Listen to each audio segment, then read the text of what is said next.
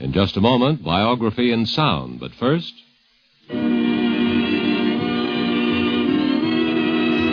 Freddie Martin. Must be NBC Bandstand. Charlie Spivak and Vaughn Monroe are on this week, too.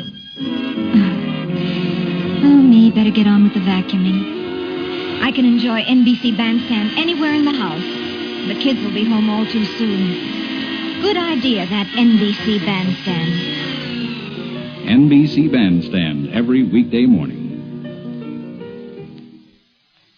And now, stay tuned for Biography in Sound on NBC. Ticket to the Moon, a biography in sound. At the present time, it is impossible to buy a ticket to Mars. That does not mean that it is impossible. Science fiction is that field of literature which deals with human response to advances in science or technology. The typical fan has 2 heads and is about 100 years old. I think science fiction is probably the truest escapism.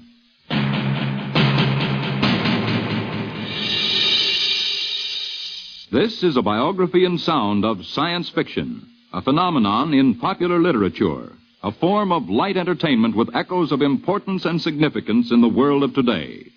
Our biographer, Norman Rose.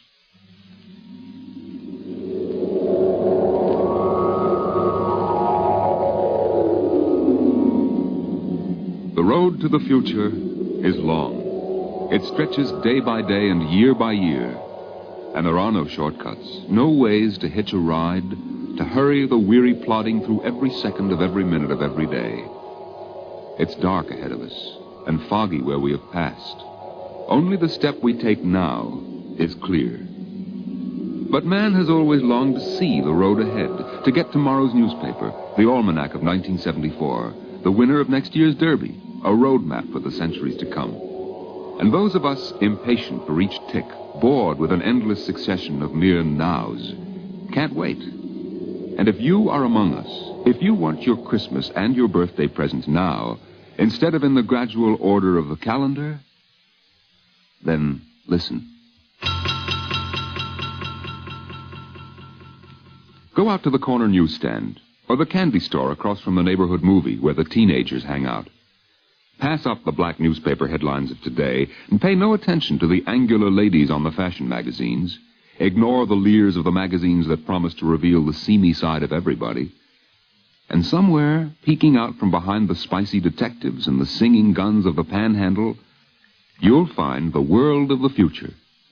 In a handful of magazines, you can read about the everyday problems of exploring the moon, or Mars, or Alpha Centauri, or galaxies yet unknown to the feeble eyes of our astronomers, yet as familiar as their typewriter keyboards to the men and women who create the world of science fiction.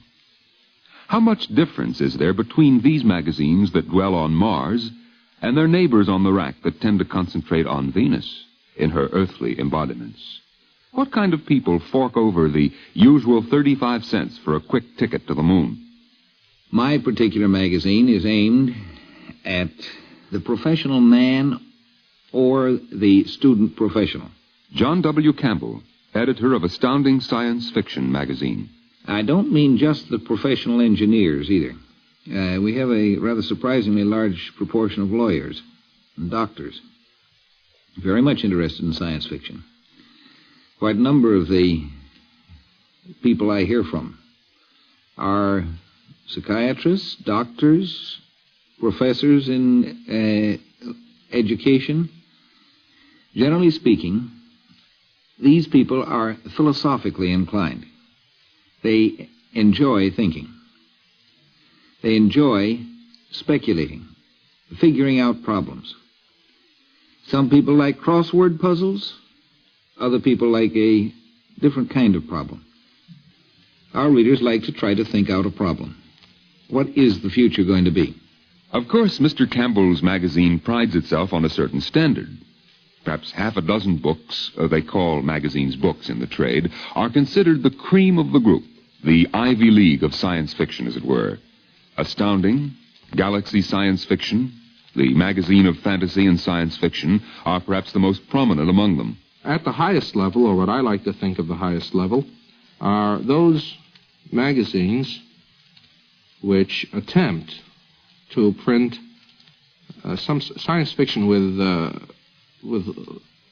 literary content. By that I mean with more than simple action or excitement, little thought to it. These magazines are actually, I think, the most satisfactory to write for if you can manage it, because you can get an awful lot of your thoughts into your stories, and in general, they pay better. This is Dr. Isaac Asimov on the faculty of Boston University School of Medicine and the table of contents of almost any science fiction magazine you might name.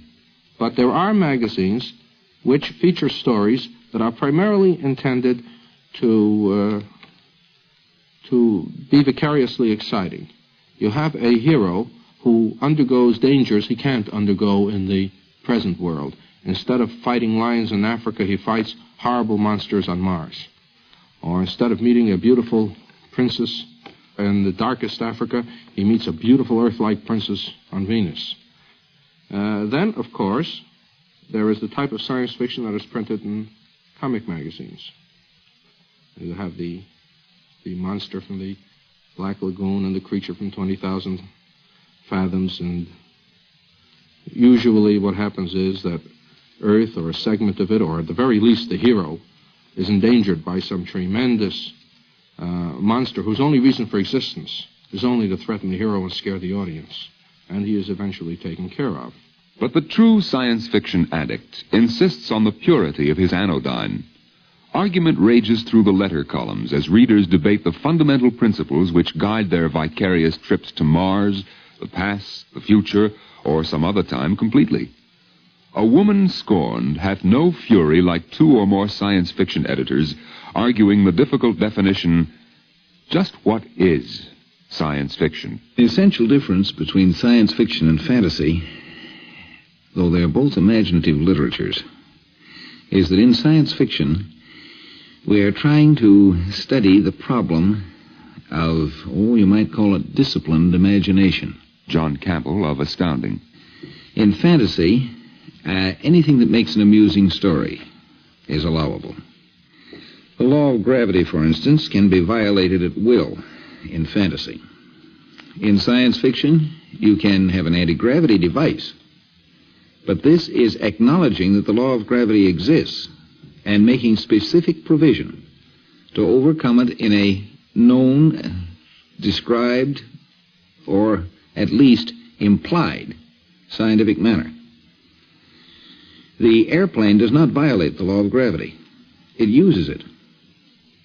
In fantasy, the witch's broom violates the law of gravity. Science fiction can be defined in any of a number of ways, and probably if you get 20 people, you'll have 20 definitions.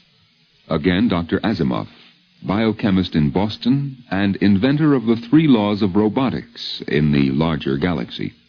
The one I use for my own purposes is this.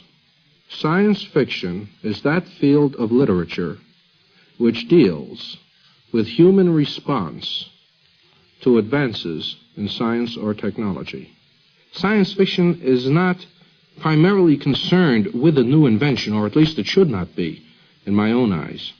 It is concerned with human beings, as is every other type of literature. In other words, if I were writing a science fiction story back in 1870 about self-propelled vehicles, roughly like the automobiles of today, a good science fiction story would not concern itself primarily with the automobile and just describe it. That sort of thing would fit better in a popular mechanics of that day, really. But how would human beings react to the automobile?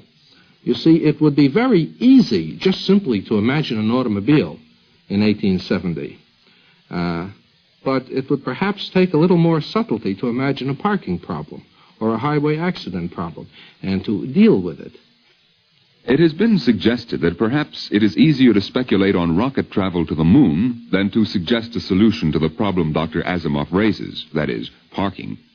However, the science fiction aficionado holds that there is a place in our culture for speculation on both topics. In fact, this matter of speculation is at the core of it all. Perhaps this serious self-examination is one of the most striking characteristics of science fiction, as if the writers and readers felt the continual urge to recline on the loneliest couch of self-analysis and contemplate their novelettes. Certainly one can't find a similar habit of cerebration in, say, Shadow magazine or True Love Stories. No editor of a Western magazine has arrived at as thoughtful a self-picture as, well, for example, editor Campbell of Astounding. Our language, you might say our language lacks a word. We have the word impossible, but we need to differentiate between two sorts of things. The impossible is that which, by definition, can never be done. We need another word, unpossible. That which can't be done just yet. At the present time, it is impossible to buy a ticket to Mars. That does not mean that it is impossible. Eventually, that can be done. Science fiction tries to differentiate between the impossible and the impossible, to try to determine what can be done and speculate about it. The concept that these little magazines that nestle in among the near pornography and blood and gore of our newsstands have a function far more important than their non-science fiction neighbors is not exclusively the property of editors. Willie Lay, a gentleman who is an expert on matters as diverse as sea serpents and liquid rocket fuel, and serves as consultant on fuels to American rocket research, while at the same time writing a regular column for Galaxy magazine, finds a function for science fiction far beyond the idling away of leisure hours. Now, what happens to the researcher is that after a few years, he becomes a real specialist. Not only that he knows one field especially well, but he doesn't know much of other fields anymore, because he has no time. Now, there are some publications which are designed to remedy this difficulty, as, for example, the Scientific Monthly, where an archaeologist will write about archaeology for astronomers, while an astronomer will tell about astronomical problems for physicists. The science fiction story has the same result when read by a scientist as this publication which is meant for the dissemination of knowledge. The man who works on rocket fuels and speculates on rocket fuels professionally, so to speak, may not have had either the time or the inclination to read journals on electronics and to find out, where do we stand on interplanetary communication.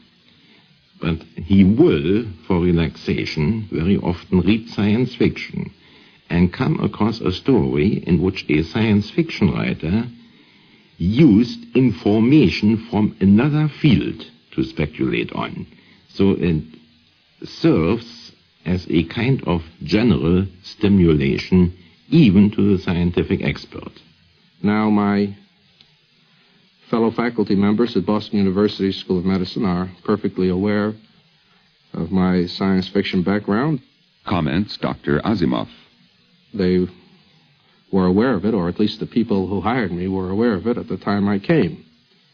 They did not disapprove then, and they do not now. As a matter of fact, the acting head of the department is himself quite a science fiction fan. And this, I may extend this further. I have known a great many scientists in my time, and a large number of them have been indifferent to science fiction in the sense that they have not read it. But a sizable minority have read it, like it, follow it. A surprising number have tried more than once to write it. Some succeed. I don't know any scientist who actively dislikes it or who thinks it evil or anything like that. The term science fiction is itself fairly new, coined sometime back in the 20s. But is the field itself new? Has man only begun to dream of reaching the chaste and constant moon since he found that E equals mc squared?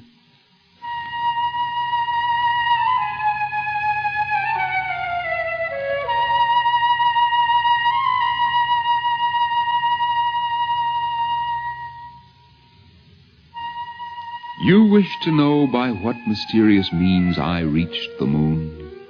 Well, confidentially, it was a new invention of my own. I myself discovered not one scheme merely, but six ways to violate the virgin sky. As for instance, having stripped myself bare as a wax candle, adorn my form with crystal vials filled with morning dew, and so be drawn aloft as the sun rises, drinking the mist of dawn. Or, sealing up the air in a cedar chest, rarefy it by means of mirrors placed in an icosahedron. Again, I might construct a rocket in the form of a huge locust, driven by impulses of villainous saltpeter from the rear, upward by leaps and bounds. Or again, smoke, having a natural tendency to rise, blow in a globe enough to raise me. Or, since Diana, as old fables tell, draws forth to fill her crescent horn the marrow of bulls and goats, to anoint myself therewith. Finally, seated on an iron plate, to hurl a magnet in the air. The iron follows. I catch the magnet, throw again, and so proceed indefinitely. The ingenious and versatile moon traveler Cyrano de Bergerac, in Rostand's play, first produced September 28, 1897. Note specifically Cyrano's rocket driven by impulses of villainous saltpeter, certainly a startling grandfather to the whack corporals of White Sands, driven by villainous liquid oxygen and hydrogen. But science fiction has, no doubt, as distinguished a genealogy as the mystery story, which claims Edgar Allan Poe and Wilkie Collins as ancestors. Science fiction can claim, stretching the term conveniently, Plato and Sir Thomas More, and Dean Swift with Gulliver's Travels, Anatole France with Penguin Island, Edward Bellamy for Looking Backward, and, of course, Verne and H.G. Wells. Jules Verne, to a very large extent in the earlier science fiction, H.G. Wells, tended to use the technique of the fiction candy coating to induce the reader to swallow a pill of science. Much of the famous 20,000 Leagues Under the Sea is a tour through the marine gardens. Much of it is simply a discussion of what you would see according to the scientific knowledge of the time if you were taken down there. It's somewhat like taking somebody on a tour through the Bronx Zoo. The modern science fiction writer of a certain school scorns merely sugarcoating what any mere Ph.D. in science can tell you. Science fiction's business is to predict, yes. And necessarily, since science fiction is my business, I am a professional prophet. Editor John Campbell of Astounding. In March of 1944, we published a story called Deadline by Cleve Cartmel, in which there was a description of an atomic bomb, this in 1944, more than a year before the first atomic bomb was exploded. The description of the arming mechanism of the atomic bomb in that story was more accurate than any description that was published up to the time of the Green Glass spy trial disclosures. It was more accurate than the description that was published in the Smythe Report immediately after the war.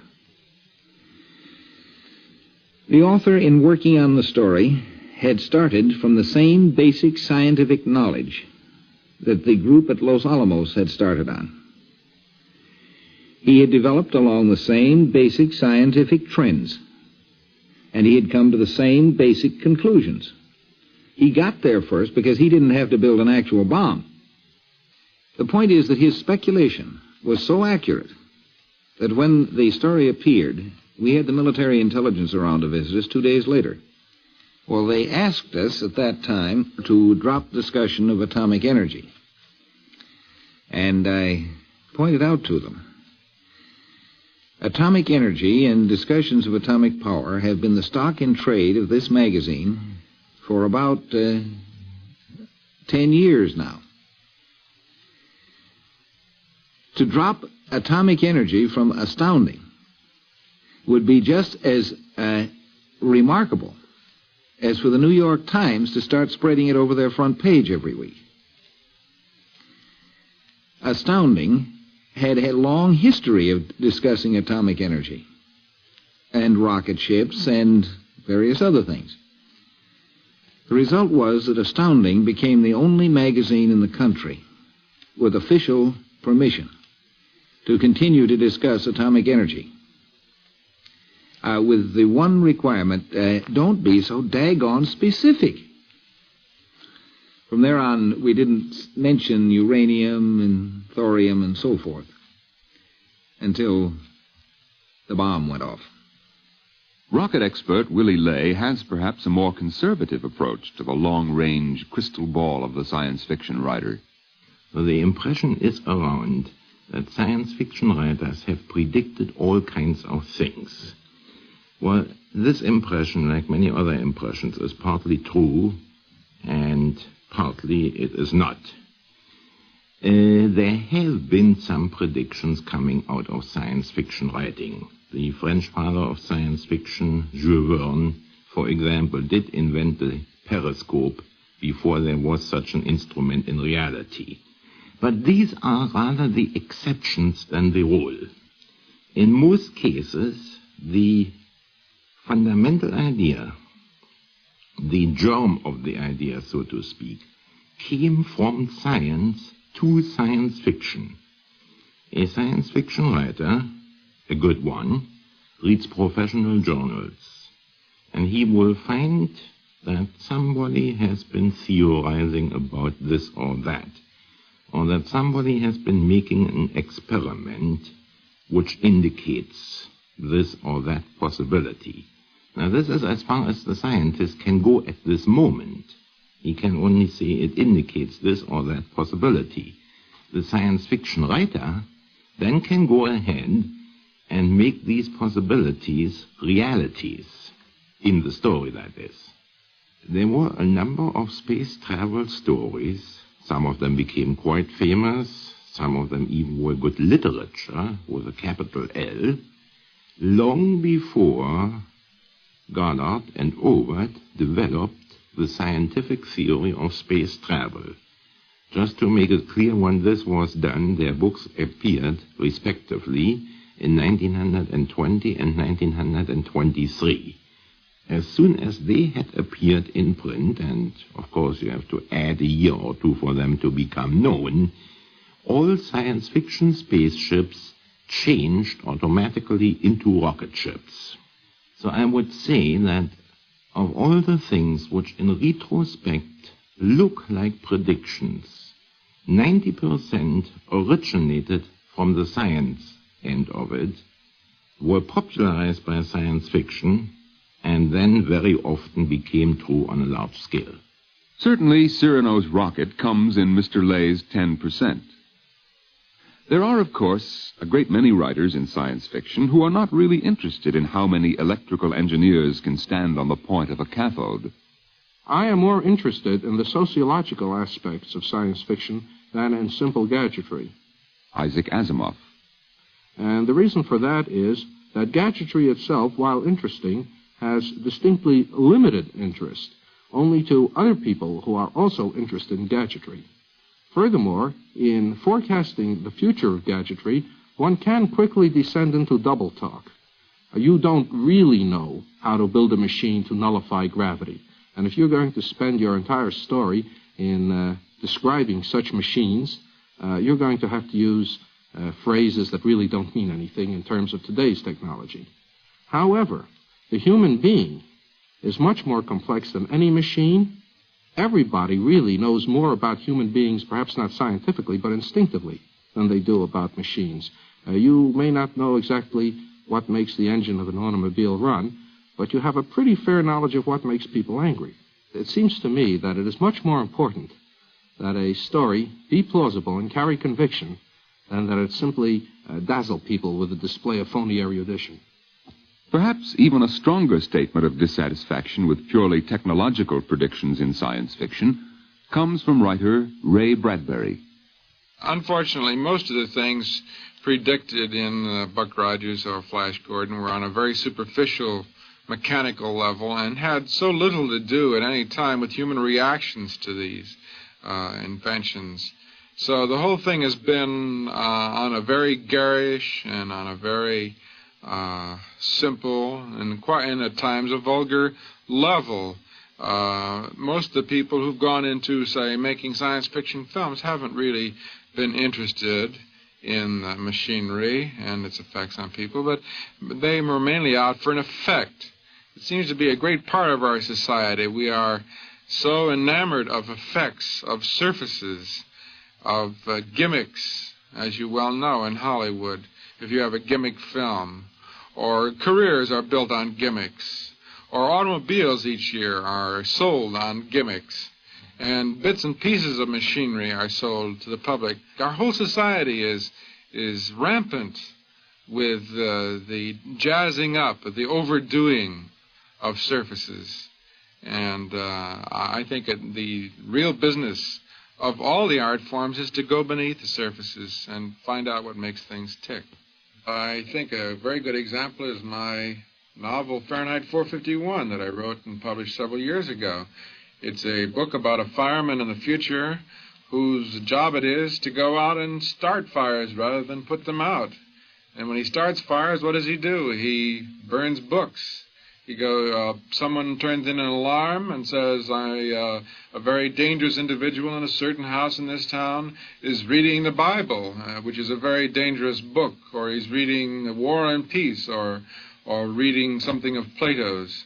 And this is very bad. And so the firemen go out and burn the books, sometimes burn the house, and sometimes burn the man in the house with his books.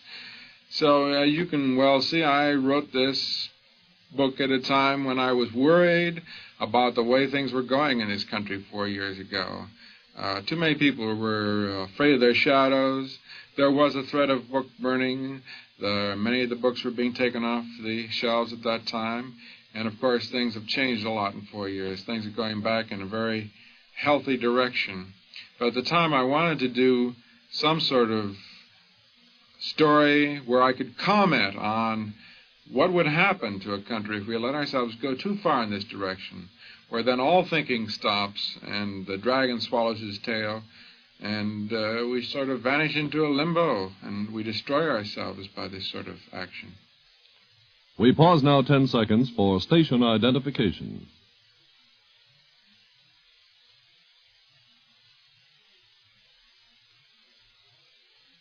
We continue with Part 2 of Trip to the Moon. The use of the future as a sharp tool to carve a portrait of today is in direct contrast, for example, to Editor Campbell's statement, "The business of science fiction is to predict." As a matter of fact, some writers don't even recognize the field as having a separate existence. I don't like the appellation science fiction. I think it's a misleading one.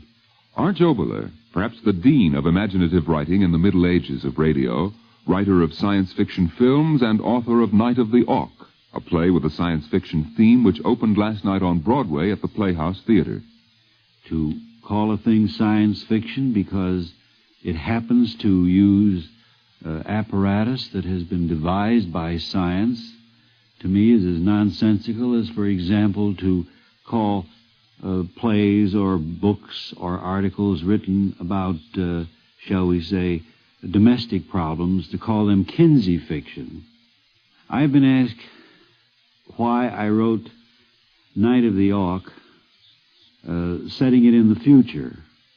Why put a play in the day after tomorrow? Aren't there enough plays, enough subject matters which concern themselves with the immediate problems of today? Why reach into the future? Why not look, for example, into our past for ideas? My answer to that is this. that sometimes the dust of events of the day obscure the facts. And certainly the settled dust of the past obscures the facts. But by going into the future, one can talk about matters without being called a reactionary or a liberal or any of the other of the titles which are given one when one starts to talk about the problems of today. Of course, a preoccupation with either technology or philosophy butters no literary parsnips. Dr. Robert Richardson of the Mount Wilson and Palomar Observatory in California, who combines astronomy with science fiction writing, finds another ingredient. You certainly do need imagination. You certainly can't be the matter-of-fact type of personality. At the same time, I think you shouldn't give us science fiction writers too much credit. I may be getting in bad with other people, but I can't help that. There's a difference. True imagination is a very rare thing. There aren't very many people who actually have it. In my opinion, true imagination consists in taking the ordinary, everyday things of life and seeing them in a totally new light. For example, a German writer, Franz Kafka, has written a little story called The Hundred Gracchus. It's only about scarcely 1,000 words long. If you read that, you'll find there's more imagination in that than in a dozen science fiction stories. Just as some of the writers and editors in science fiction are concerned with carving themselves a respectable niche in the halls of science, there is a nagging feeling among others that when the literary sheep are separated from the hack goats, they may be classified with their neighbors on the newsstand rather than with writers in rarer atmospheres. They perhaps feel that science fiction, like a good girl in a disreputable family, suffers from guilt by association. In the past, it suffered from a bad reputation, a carryover from the comics and the bad science fiction and movies and what have you. Ray Bradbury. But the thing I look forward to most of all is writers like Hemingway and Faulkner, people all the way up and down the literary line, trying their hand in this field. Because the problem of modern man is the modern man and the machine. And the machine is coming more and more into use every day. And I should think that we'd have more writers interested in the problem of the machine and mankind. And yet, when you stop and think of it, how rarely has a good novel, for instance, been written on the impact of the automobile on life in America. Here's a tremendous thing that has happened. Has been responsible for a complete change in our civilization here in this country in the last 55 years. Now, these are all valid problems and well worth being approached by men like Faulkner and other writers of our time.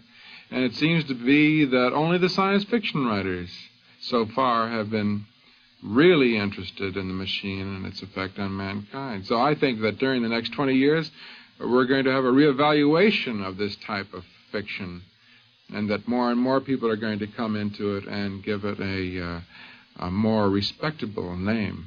Astronomer-writer Robert Richardson is not as sanguine about the future of science fiction as a literary form. I'm not too enthusiastic about it, I'm afraid. You might think that when you have such a wide field to write for and the whole universe to explore, you'd have no trouble at all.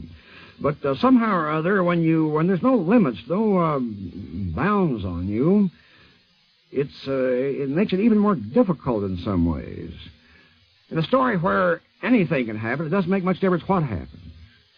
It's when you have a dream, you have the most remarkable things happen in them, but you aren't particularly excited or amazed about them. Why? Because the whole thing is unreal in a dream. Anything can happen. It's only when the thing is limited, when you have it set in some way, that things begin to really make a difference.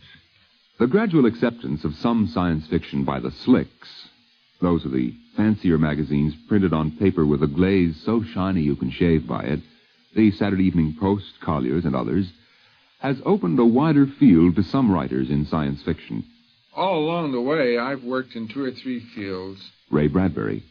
I've always felt that in order to be very good in a specific field of writing, that you should have interests outside that field and then bring back from far meadows material that will refresh your own field. So my reading has been outside, almost exclusively outside the science fiction field for many years, and I've done a whole series of short stories about my childhood in Illinois that will come out in a new book from Doubleday next April or May. It'll be called Dandelion Wine. And all these will be none fantasy, none science fiction. But for those who stay in science fiction, what kind of a market is it? Is there money in writing science fiction? Author A.E. Van Vogt puts it quite succinctly. It is not a field that pays. It's a low-paying field for the author because of the time it takes him to write a novel. Dr. Isaac Asimov expands on the problem of using tomorrow's world to pay yesterday's bills. At the time I started writing, the best you could hope for was a penny a word. And it took a great many words to make a living. Some of the magazines paid considerably less than a penny a word, and furthermore, some of them only paid after publication, which sometimes meant a wait of a year. But conditions have improved, at least on an absolute scale. The top magazines today pay 4 cents a word at least, and some pay less. Of course, the cost of living has gone up, and you still have to sell a good many words to make a living. Occasionally, for the writer of science fiction toiling away at 4 cents a word, or less, a miracle occurs. An invasion from the cold, bleak, star-filled vacuum that is Hollywood. The Hollywood version of science fiction must be considerably different from what Astounding is practicing. They must interest a much larger group. They are running a type of science fiction that is quite similar to what my magazine was running back a quarter of a century ago. It's much more on the bang-bang, shoot-'em-up level. Much more on the thud and blunder type. They have done some very excellent pieces. I think perhaps the best of the bunch was George Powell's Destination Moon. That was a very carefully done job, and very beautifully done. George Powell, armed with the accolade from editor Campbell, rises to the general defense of the science fiction film. I think it's a little bit unfair criticism and to limit this to science fiction, because there are just as many infantile approaches to westerns or musicals, for instance, plenty of infantile stories, as in science fiction. However, I think the record of the science fiction movies is as good or better as any other type of literary material. There are, of course, special problems in the science fiction film. The writer, with a flick of the keyboard, can create vast spaceships and unspeakable walking carnivorous vegetables. But the movie man has to build them in 3 dimensions with plaster and wood and paint, and overtime to the carpenters. Higher budget pictures, I think they make an excellent job on special effects. The proof to it that I believe 3 pictures of mine in a row got the Special Effects Award, Academy Award, you know. Good science fiction pictures are expensive. War of the Worlds, which I've made, we spent approximately 5 to 6 months on special effects. Destination Moon, not quite as long, about 4 to 5 months. However, they do pay off because all the good science fiction movies, they made lots of money. Dollar for dollar, the science fiction movies make more money than any other type of literature. How do the science fiction films fit into the rather sober concept of comment and perhaps even satire on our life of today? I personally do not believe that politics should be part of our entertainment. The motion picture theater, you come to the motion picture theater to enjoy yourself and escape from the everyday's life. And politics, I don't think it makes too good an entertainment. while the special effects boys out in Hollywood build their monsters, in radio, each listener can construct his own spaceship. Countdown for blastoff. X-5, 4, 3, 2, X-1, fire.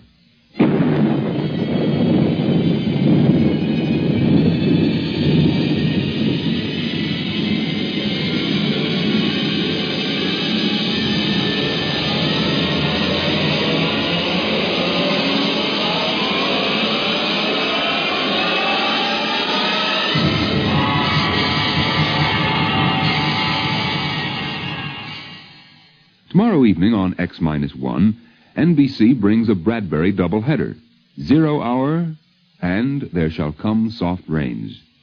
An excellent opportunity for the beginner just being introduced now to the first heady sniff of science fiction, to sample the field painlessly. And perhaps in time, you may join that exclusive group, Science Fiction Fandom.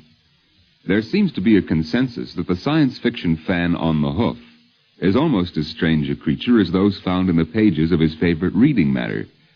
Dr. Asimov, a biochemist by trade, is perhaps best qualified to observe and report. For one thing, he feels himself to be part of a small and rather esoteric group.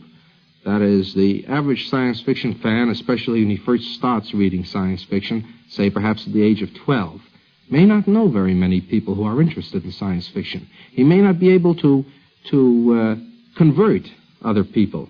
In fact, he may feel that he is suspect because of this strange reading matter of his, and that other people are suspicious of him and think there's something queer.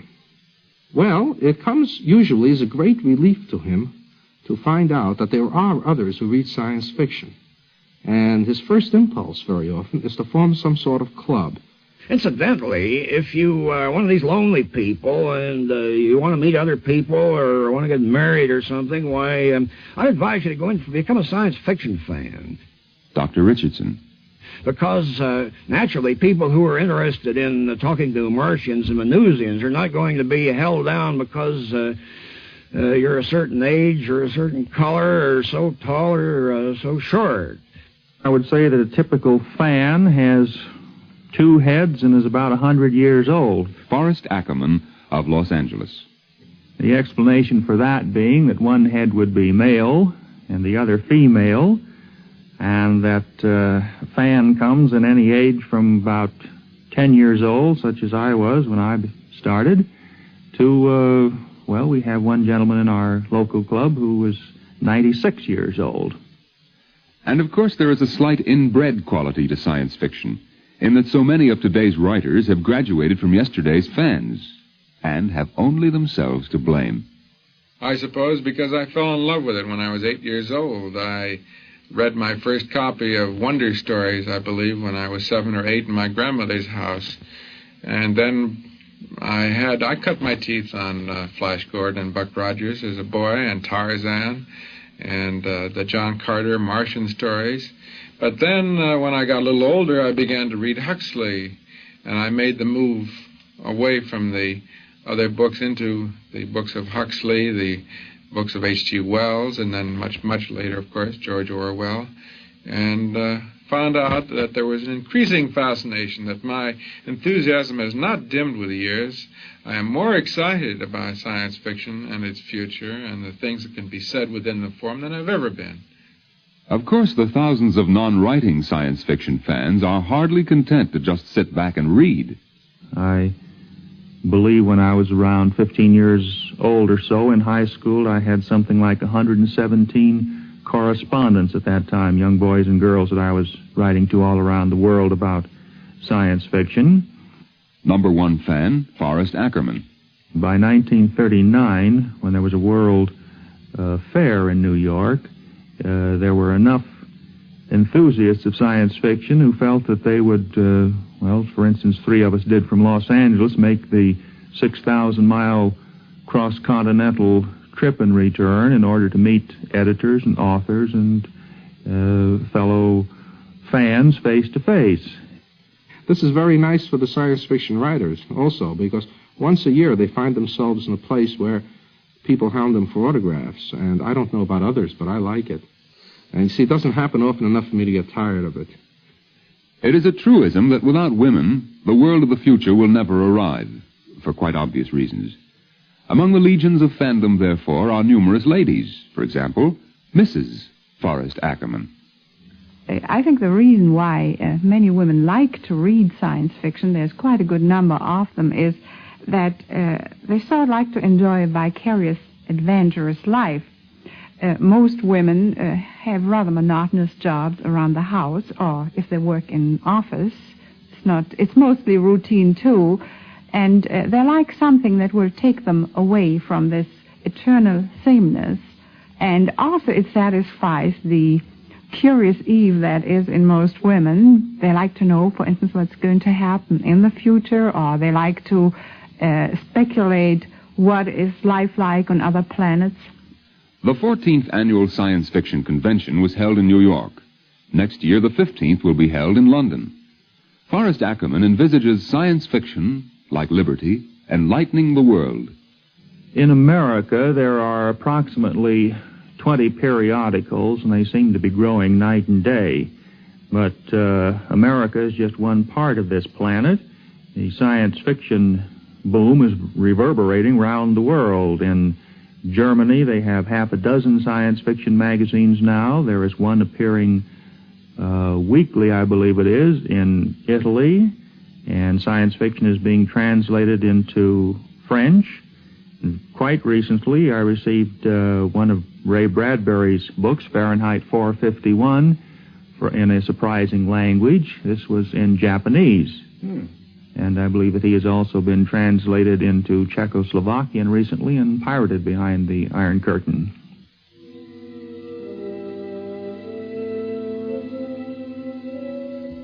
And so, there it is. The future, marked down from 4 cents a word. The outer planets waiting for you at the corner newsstands. Science fiction, the product of the leisure hours of some men of science, a thoughtful comment on today by worried and hopeful men, with, of course, a certain amount cranked out of groaning typewriters by the yard to pay the dry cleaners, the milkman, and the psychiatrist. Beneath the adventure and the vacuum tubes, sober moments of frightening thought. It's very hard to write plays in the moment, full of joy and optimism, knowing that any moment the ticking time bomb that we all sit on might explode. But if one goes far into the future, one realizes that mankind has a long way to go, a future which has great hope in it. Astronomers tell us that there's 4 billion years ahead before the sun explodes in a great supernova. Well, in that 4 billion years, or let us grant mankind only half of that time, in the 2 billion years ahead, surely mankind will find maturity.